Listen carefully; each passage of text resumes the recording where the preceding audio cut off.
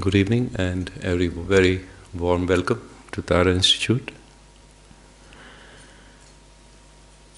Let's begin like we have been doing since the start, with setting our motivation for this session. And we'll also do some breathing meditation at the start to bring our minds home.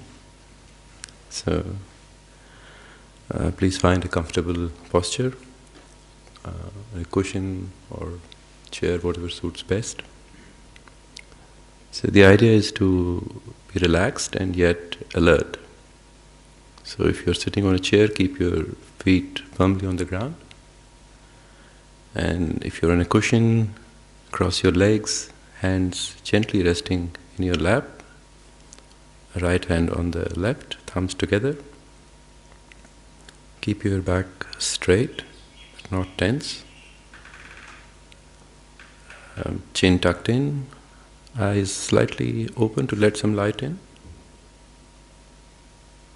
Rest your gaze at the ground in front of you.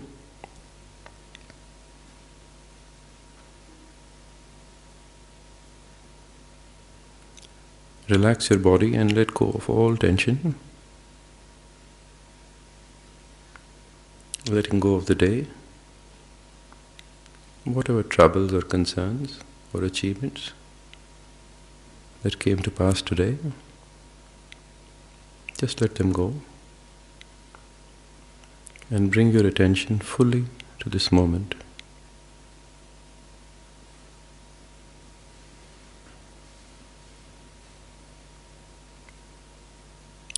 Tonight you could have been anywhere, doing anything, but you chose to be here instead. Think that this opportunity to be here tonight is unlikely to be pure chance.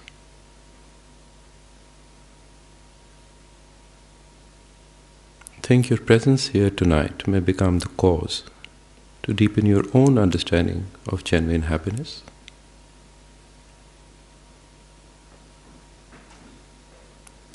May it become the cause for you to bring benefit to all,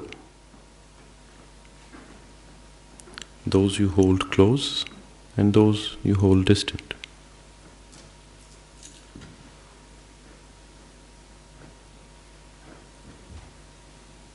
Now bring your attention to your breath, simply observing your in-breath and your out-breath.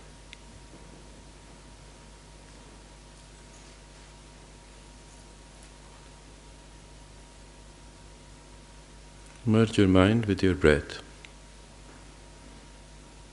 Let's stay in this for a while.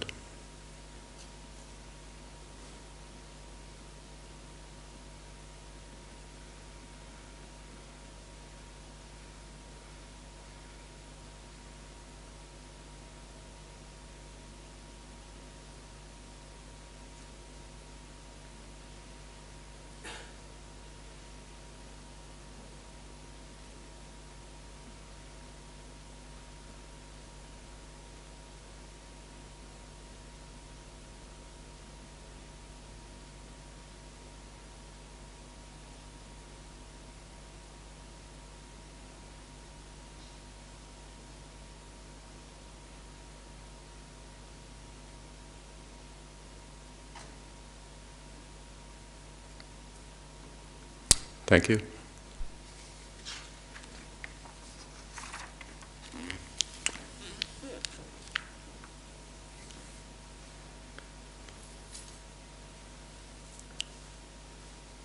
I think I met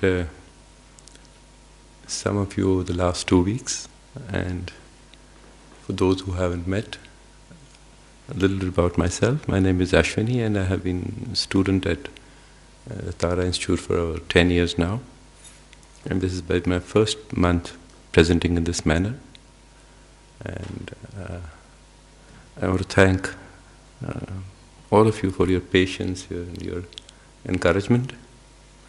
The feedback you left me was very useful. There's still some forms at the table, and if you'd like to leave some suggestions.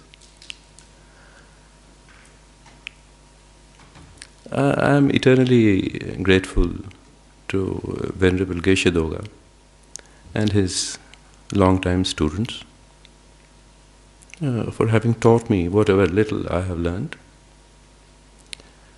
So any shortcomings in my understanding are entirely due to me. From their side, they have been both patient and very generous in helping me in my journey. So it's really been very fortunate in that regard.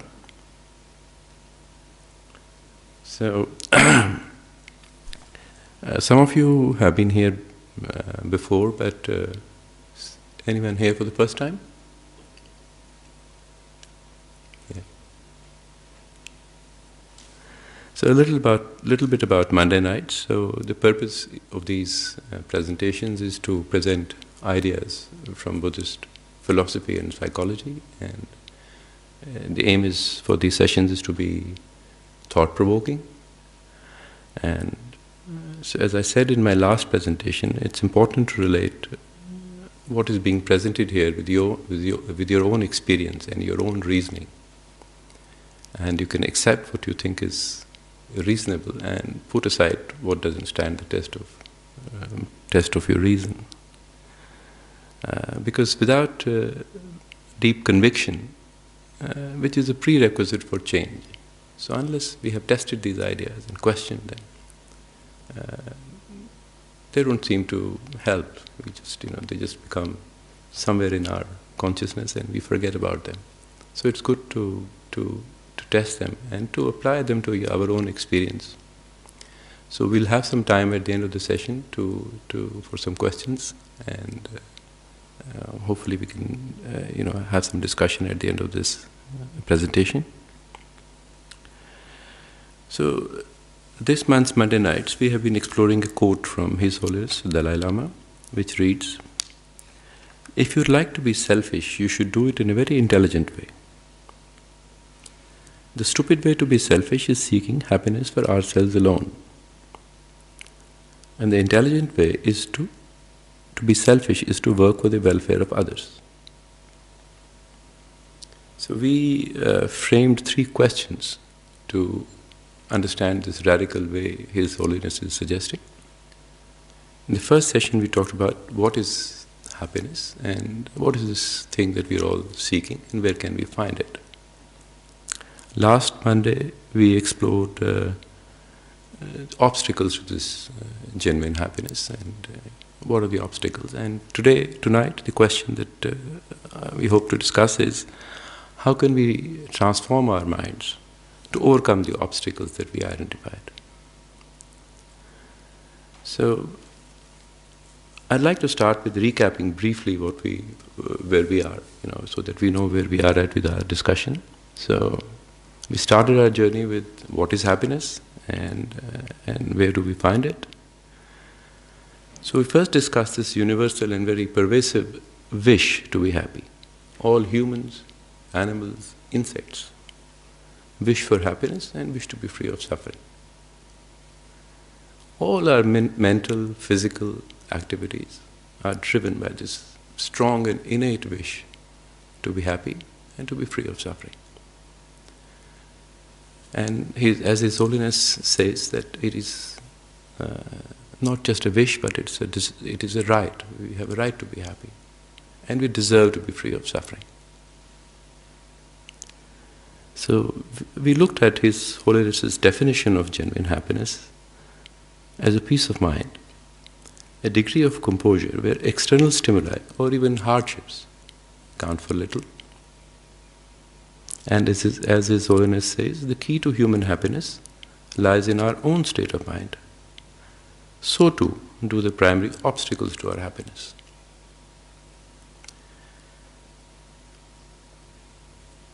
So last week we discussed these obstacles, and we said that these are essentially the negative states of mind, which and there are numerous, jealousy, anger, hatred, so on, that are obstacles to our genuine peace. So, but they're all characterized by 2 features. One, that they are disturbing. When they arise, they undermine our well-being.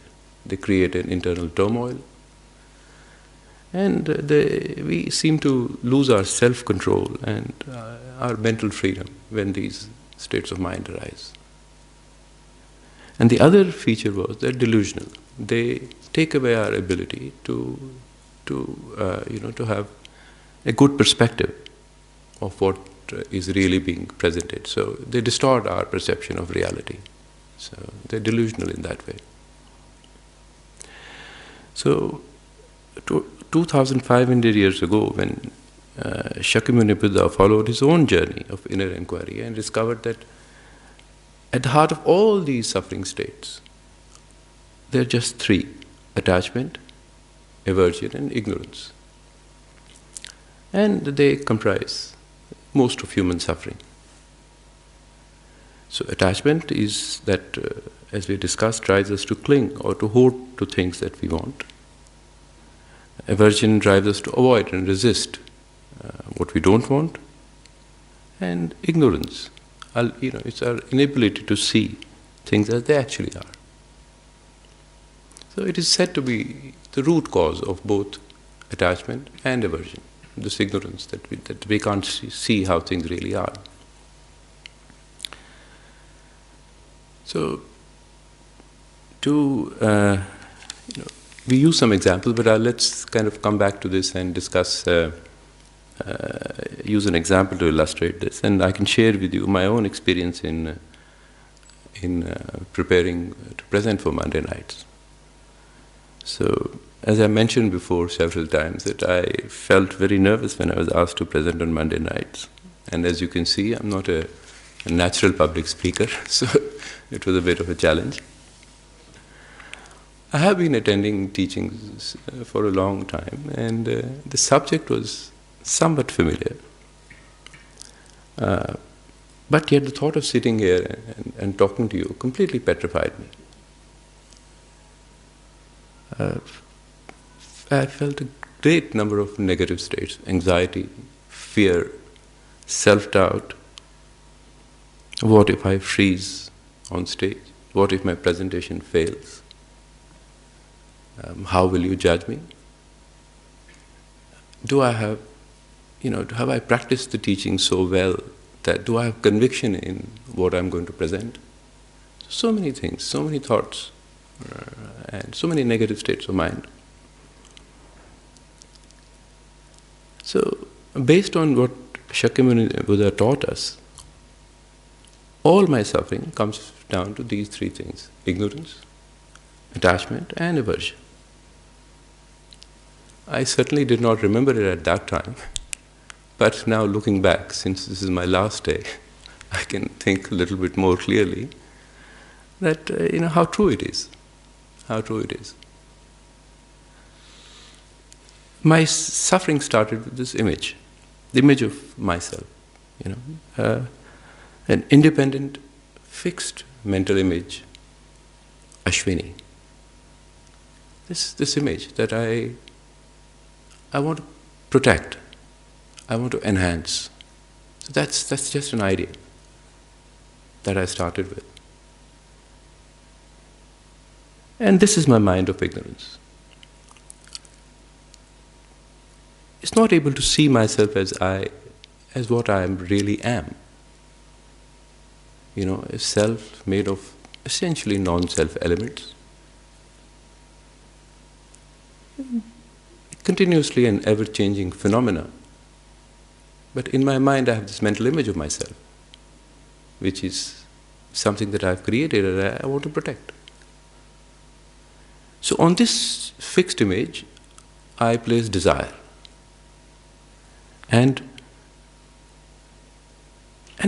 chief amongst this desire is praise and fame. So I want more of these, because I think the more praise and fame I will have, this mental image of me will have, the happier I will be. And I definitely don't want the opposite. I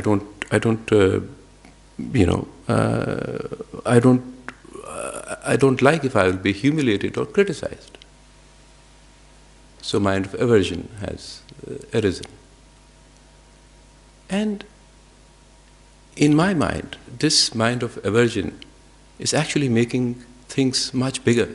So I think that if I fail in presenting properly, it's the end of the world, you know. So this element of exaggerating is again something that I can really see very clearly through my experience.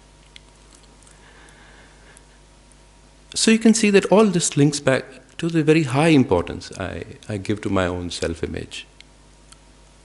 My criticism or humiliation is a big deal, because my image, is at the center of my mental universe. This is just one example, and this happens all the time. Our mind of attachment and aversion exaggerates the qualities of the objects and gives rise to all these negative minds, envy, jealousy, and so on. So in our quest to be happy, in that desire to be happy, we fuel all the disturbed minds of attachment and aversion, and actually create causes that prevent our own internal happiness.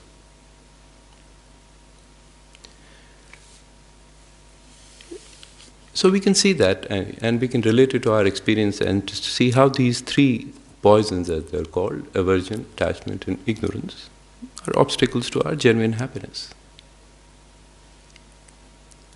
But remember the good news we talked about last time, that change is possible. Buddhist psychology tells us that we're not necessarily stuck with these negative minds forever. We talked about the definition of mind as being clear and knowing. We use the example of, sky, the analogy of sky, to say that, like sky, the mind is essentially clear in its nature.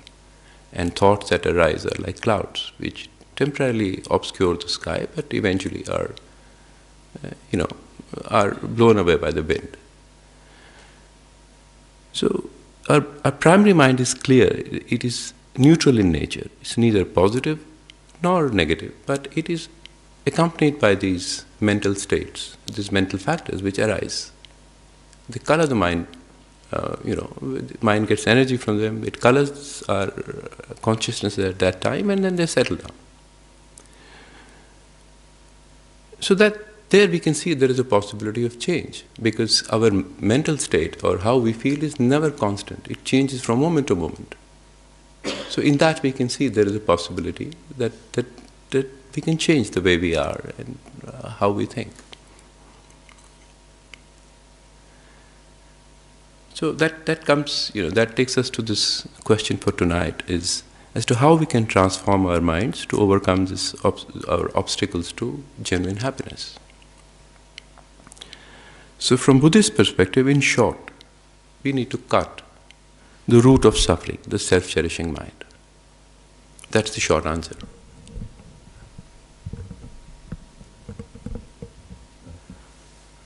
And Buddhism offers many techniques to do this, many of which I don't have the ability to present to you. I don't know them well enough. But there is one profound method that Buddhism teaches us, which is accessible to all of us. That is cultivating the altruistic mind of cherishing others. Now, seeing that the root cause of our suffering is this self-cherishing mind,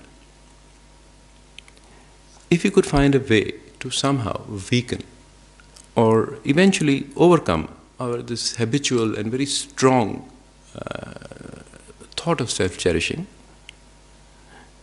perhaps, and then we could see that how aversion and attachment would not arise. So if we were to switch the object of our concern from cherishing ourselves, give another object to the mind, instead of saying self-cherishing thought, if we could put another object there, that is cherishing the others. So instead of obsessing about our own desires, we could train ourselves to take care of others as much as we take care of ourselves now. So it is possible as to be able to switch this object of concern for our mind from cherishing ourselves to cherishing others.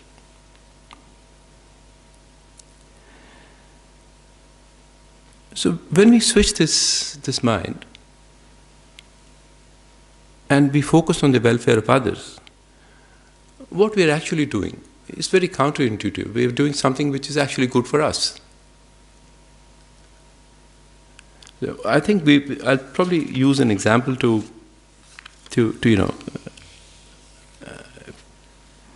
bring this a little bit home. So, and we can relate it to our own experience in some way. So when we cherish ourselves, think only of ourselves, we say, how can I be happy? How can I be free of problems? Always thinking like that. Because we're driven by this innate wish to be happy. So this is something that is constantly going on in our mind. But we see that there is no happiness in our heart. Despite whatever we have done, this happiness seems to be elusive. And for me, it seems to bring only fear and worry. Problems become huge or powerful, and our mind is not relaxed. But the next moment, when we change our object to concern for another sentient being, it could be just one sentient being. Right at that moment, we feel this sense of great relief. From our own experience, if we have a mind of love arise or a mind of compassion arise, the feeling that we get at that time is not of unhappiness. That is something that we can relate from our own experience. So let me get back to the example of my preparing to present for Monday nights. So once these strong emotions of anxiety, fear, self-doubt settled a bit, I started to reflect on the purpose of what I am doing here and how these Monday night presentations helped me when I was in the audience. So the moment I was able to change the object from my own self-cherishing thought, this self-image of myself, to others, I could feel, that there is a sudden release of that anxiety, and there was, I felt much more peaceful and much more at ease with myself.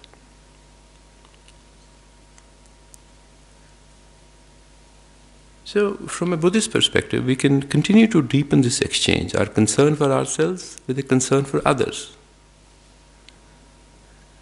And if we could come to care for others just as we currently care for ourselves, we can weaken this self-cherishing mind, which we know is the cause of both attachment and aversion.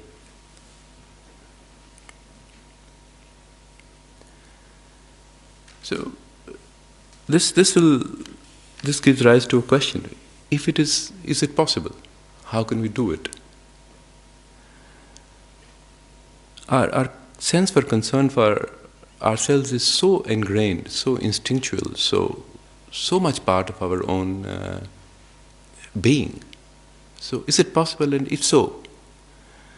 And Buddhism here introduces the idea of equanimity, a wisdom of non-discrimination. And the definition here is having similar attitude towards others, towards self and others. It is not that we are all clones of each other, but it is having a similar attitude towards self and others. So it's not something that we just make up. It's not that we are trying to equalize something that's not already equal. It's our self-cherishing mind that causes attachment or aversion to arise and creates this ground for inequality. So our task is to realize that is equal, what already is equal. So it's not something that we are creating from our own side. So there is no difference between me and you, or for anyone here. Everyone wants to be happy and they want to be free of suffering. We are same in that regard, all of us. Yet we make this categorical distinction between self and others.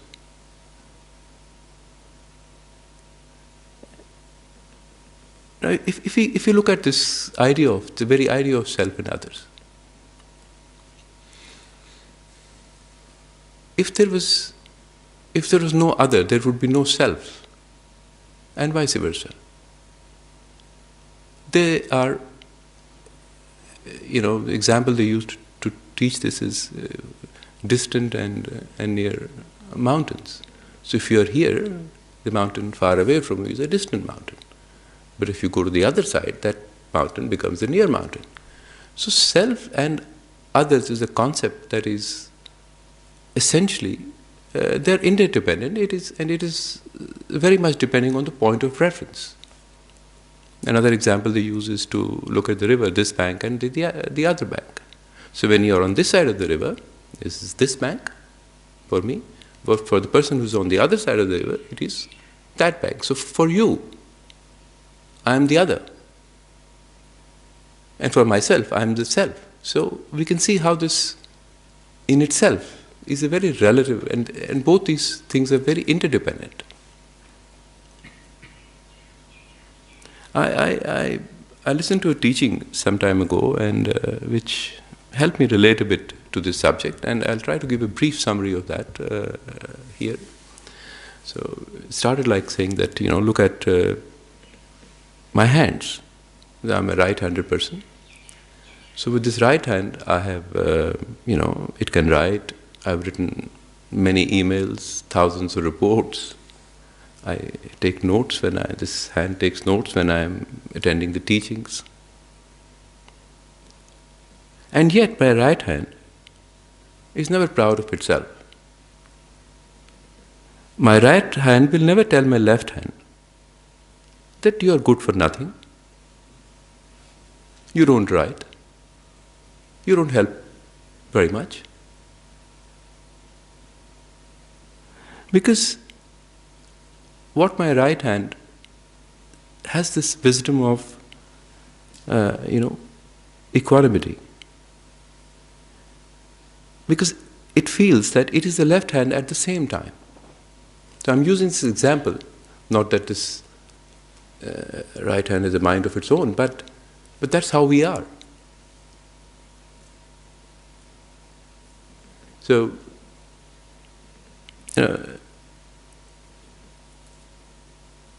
one day I was kind of trying to hang a picture on the wall, and the left hand was holding the nail, and the right hand had the job of holding the hammer. So it's not very skillful. It, instead of landing on the nail, it landed on my finger.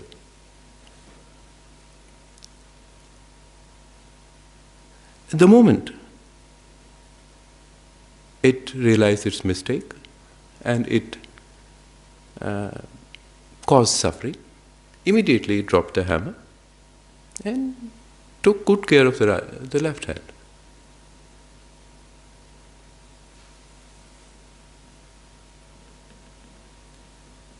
So it did not have to say, I'm sorry, I behaved this way, or I'm the right hand, I'm taking care of you, left hand, remember, be ever so grateful to me, and so on and so forth.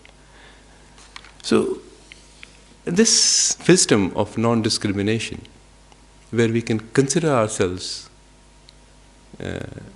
as one, and not different, is the wisdom which is called, which is already there in our consciousness. We just need to develop it, we just need to get more familiar with it.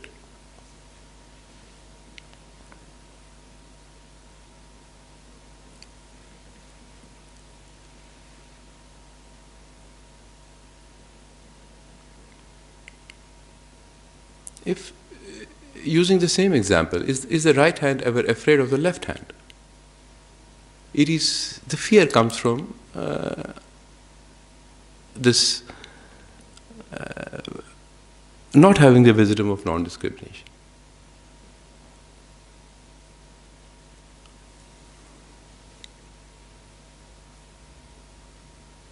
So, who amongst us does not want happiness?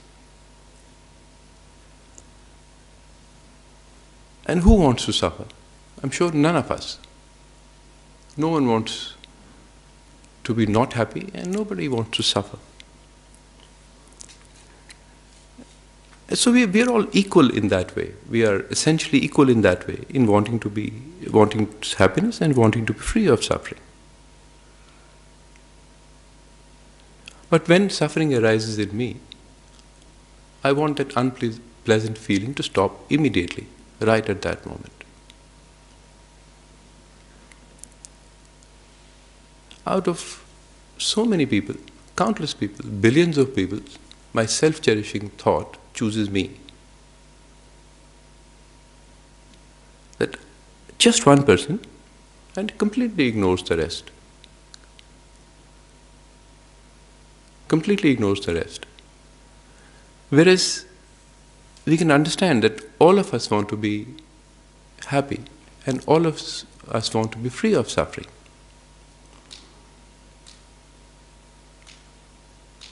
So why is someone else's suffering not as important as my own suffering?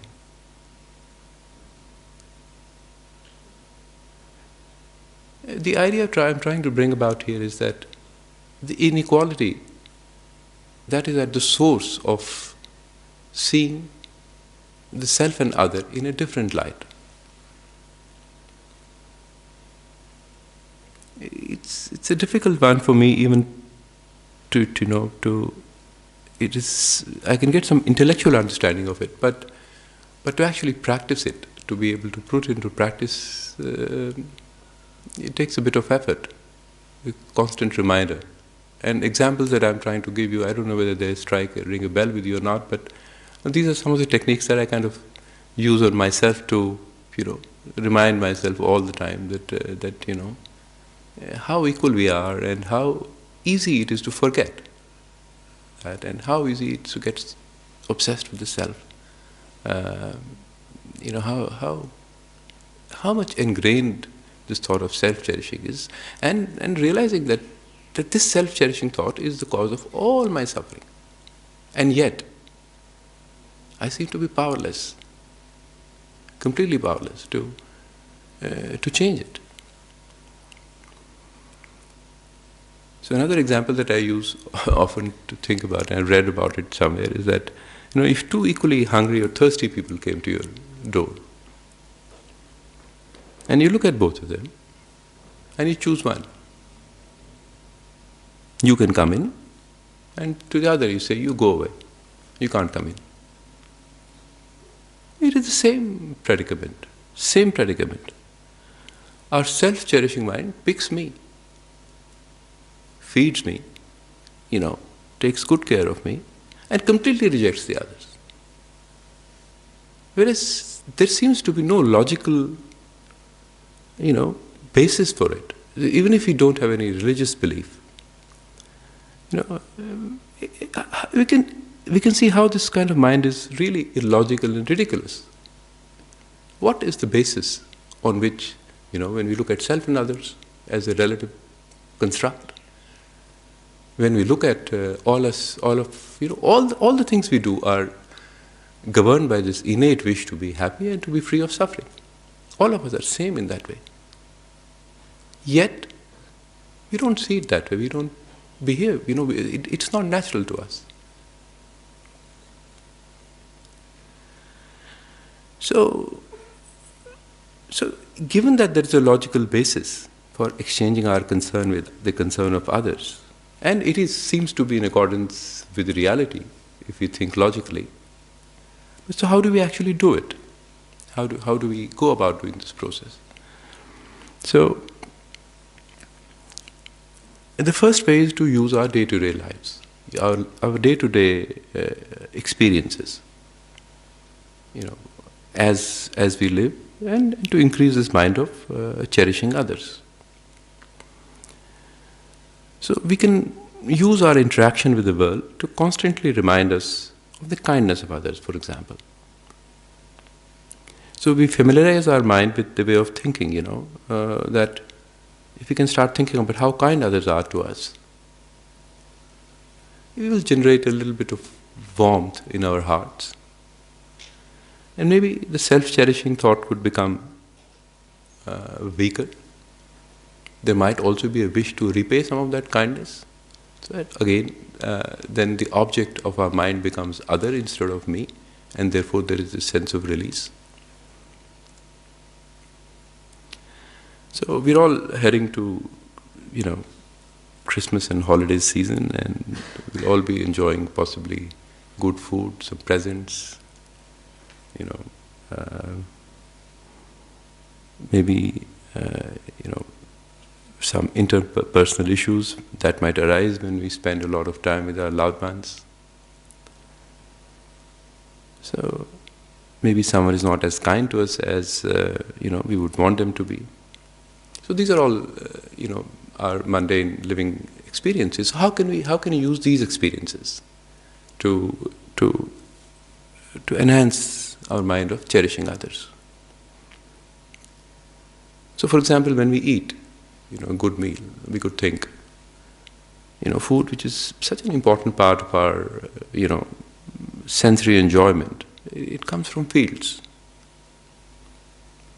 Where farmers work hard to, till the fields or grow the crops. And when the ground is tilled, so many insects, so many worms, they die in that process. And when we spray pesticides, countless number of insects, who are going about their lives, just die. There's so much suffering.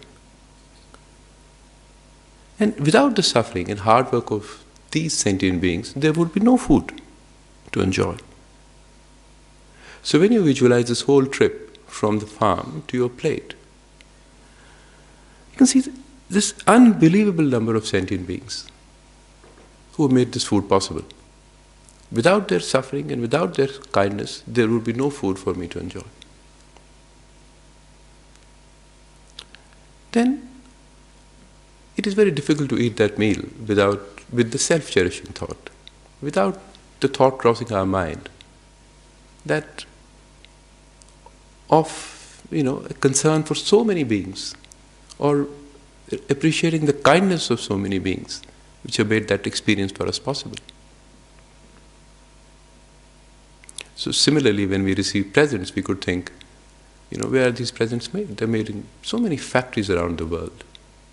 So many people work hard to make these items, and right from point of manufacture, the whole supply chain to the point of sale, so many people have worked. So without all those people, there could not be a present that you could enjoy. And similarly, when you buy these presents, you could think, the money I use to buy these presents, how could I make that money without another sentient being? If there were no employers, if there were no customers, there would be no money to buy these presents. And therefore, even the act of buying a present, we owe it to someone else, to the kindness of someone else. And when someone says something unkind, if someone is, presses our buttons, so to say, you could think that how can I, it's based on this person's aggravation that I can actually practice patience. If everyone was nice to me, there was no way I could, develop a virtuous mind of being patient. So whenever these ideas of mind training are presented, doubt arises regarding the intent of others. We may think that the person who is unkind to me or who has no intention to be kind, it may be exactly the opposite. where we are saying that there's kindness of other people, but their intent may not be to be kind to us. But the power of this method is that the intent of others, whatever they intended for, or not, it doesn't matter. It does not take away anything from our own lived experience. We still enjoy the food that we are eating, or the presence we have. It doesn't matter as to what was the intent of the person. So we can see that such techniques can really be helpful for us to appreciate, and change our mind to a mind of more loving kindness, to a mind of cherishing others.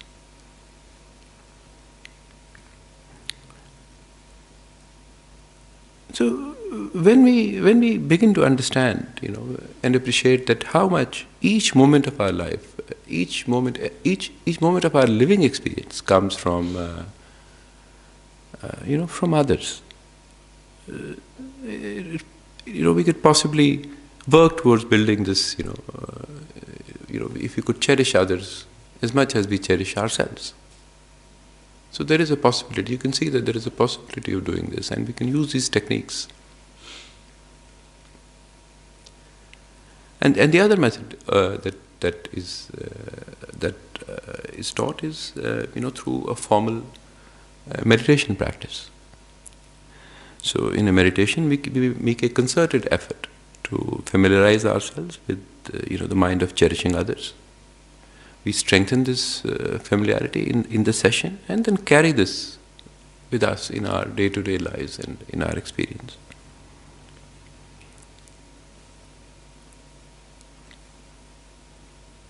So we could do a meditation together, which is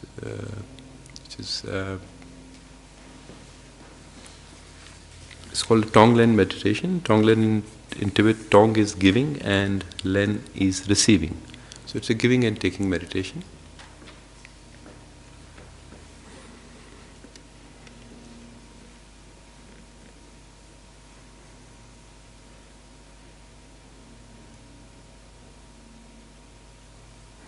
So settle into your meditation posture and bring your mind home.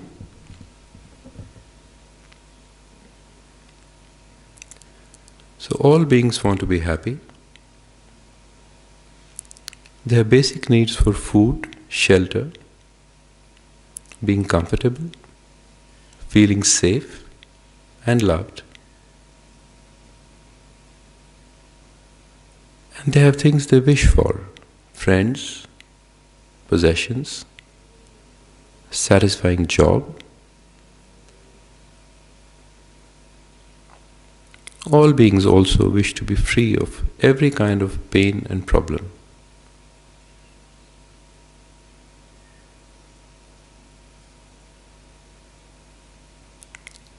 Get into your heart and get in touch with these basic feelings that we share with everyone else.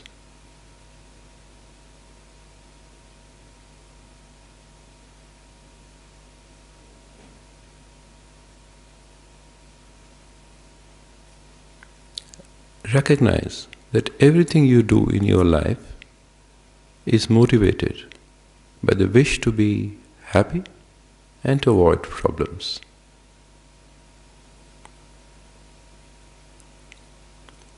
The same is true for all other beings.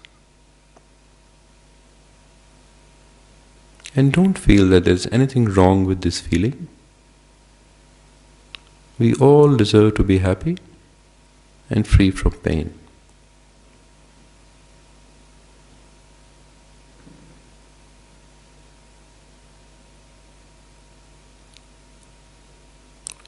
Then ask yourself,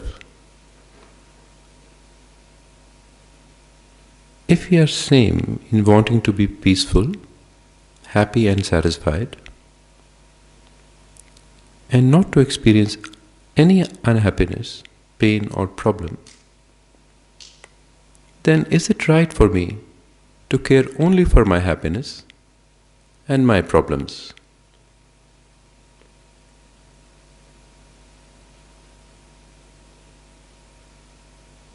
and check what is the result of such self-centered attitude.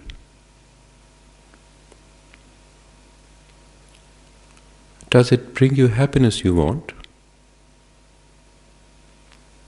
and prevent you from experiencing the problems that you don't want?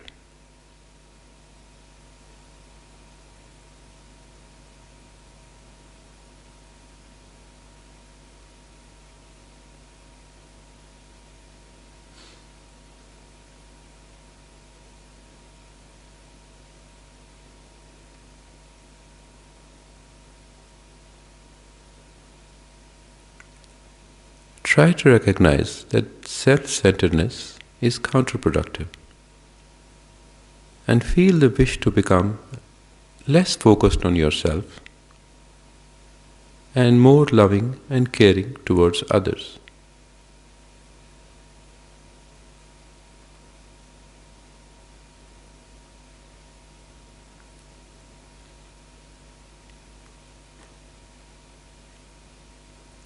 Let's begin our meditation by bringing to mind a problem that's currently troubling you. It might be best to start with a small or a medium-sized problems rather than your biggest one. It could be a physical problem, pain or uncomfortable feeling, or illness, or it could be something emotional such as sadness, hurt, or loneliness.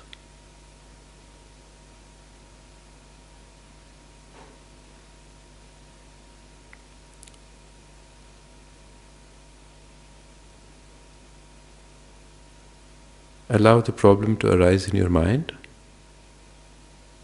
and feel how painful it is. How your mind wants to push it away.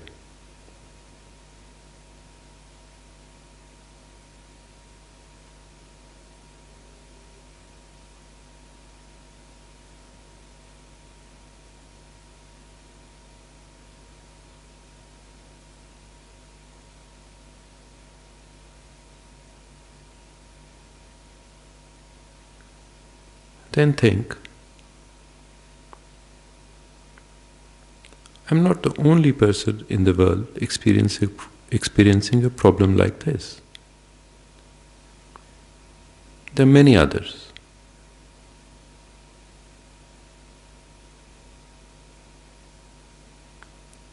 Think of other people who may be experiencing the same or a similar problem. Some to even a greater degree than yourself.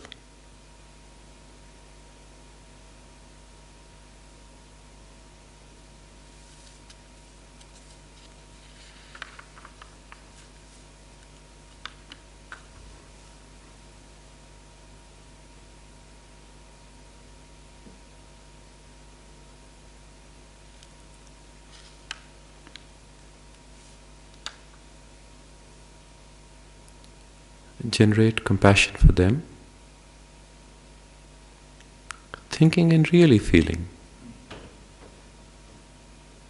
how wonderful it would be if all those people could be freed from their suffering.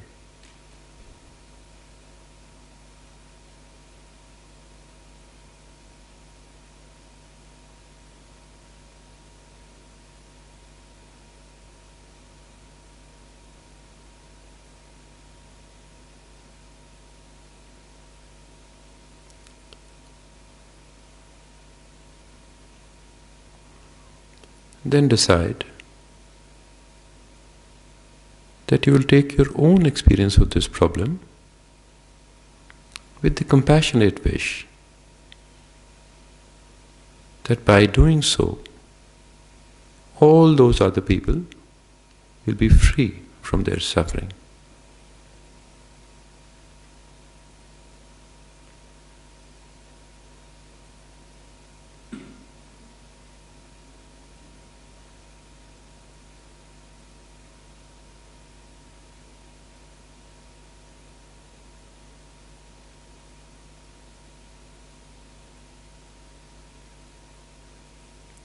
let go of your resistance, fear, and aversion towards your own problem. And allow your mind to rest in gentle, peaceful acceptance of it.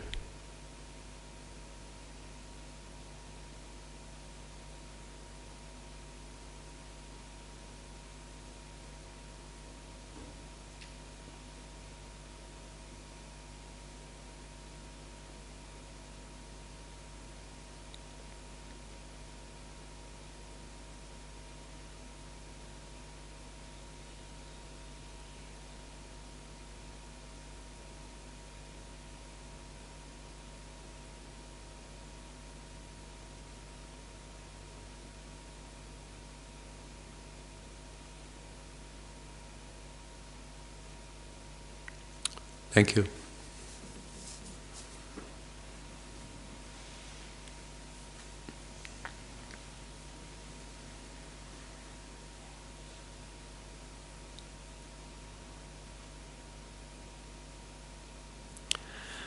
So now let's take a moment to summarize what we have been discussing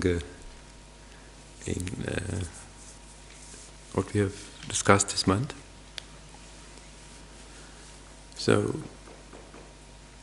we talked about how suffering arises. Our mental suffering arises from our self-obsessed, self-cherishing mind. And the main voice of this self-cherishing mind is I want. And this gives rise to attachment and a distorted and disturbed mind that overestimates the attributes of the object of our desire. And this attachment leads to aversion and all other negative states of mind. But luckily, because the mind's clear and knowing nature, transformation is possible. We can weaken and eliminate the negative states of mind and cultivate more virtuous and positive states of mind, which are more conducive to our inner peace and happiness. So, and to increase our happiness, we need to reduce our self-cherishing tendencies. Because once we make that logical connection,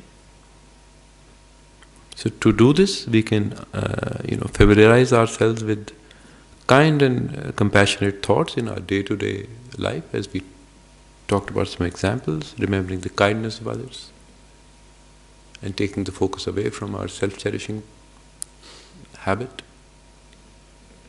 And use formal meditation like we did just now to rewire our mind and take that experience of meditation into our day-to-day lives. So by gradually transforming our minds towards cherishing others, we may be of benefit to others, but we'll definitely be of benefit to ourselves.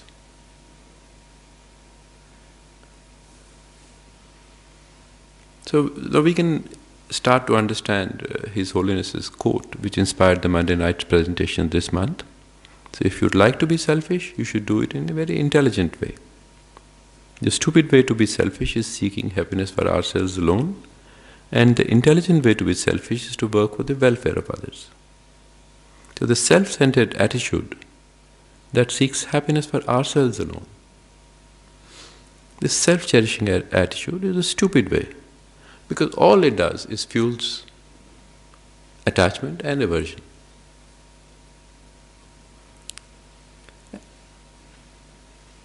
And the attitude of cherishing others can become the cause of our genuine happiness, because it opposes the very cause of our unhappiness, which is this self-cherishing thought.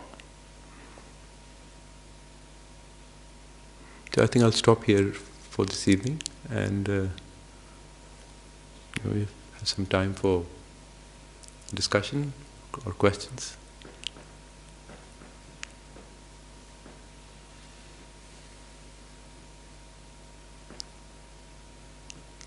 So you could, if you find happiness in helping others and doing things for other people, rather than chase your own happiness, but you find by helping other people, is that what you're saying as well? In the sense that people seem to be in these troubled times, people are very good at helping others and they feel happiness in that, not necessarily their own happiness. Yes, the question is that if people find happiness from helping others and not necessarily their own happiness. Yeah. So, what His Holiness has said is that in seeking the happiness of others, the thought of self-cherishing is weakened, and automatically, although it is counterintuitive, automatically our own internal happiness comes as a result. So these are not two exclusive processes. One leads to the other.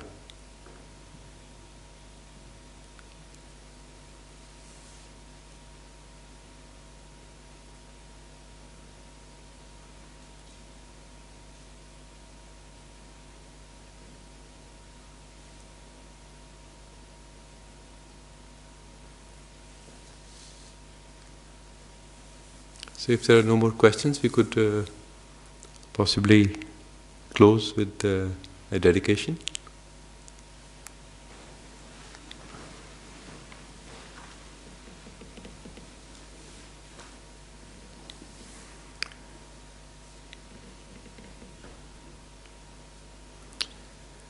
So think back to the initial motivation you set for yourself at the start of the session.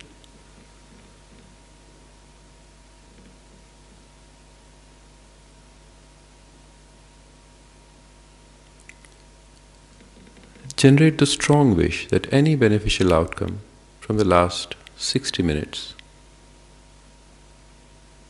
anything you have thought about, the time you have spent here contemplating, your presence here,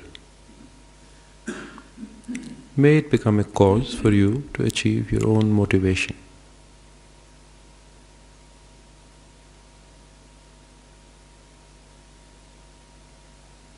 May it be of benefit to you and all those around you.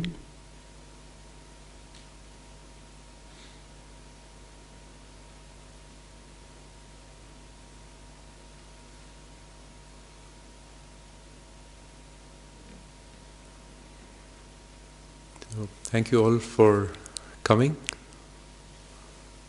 So I'll stay here for a while if you would like to discuss anything. Otherwise, Merry Christmas, and I hope you have a very good holiday season.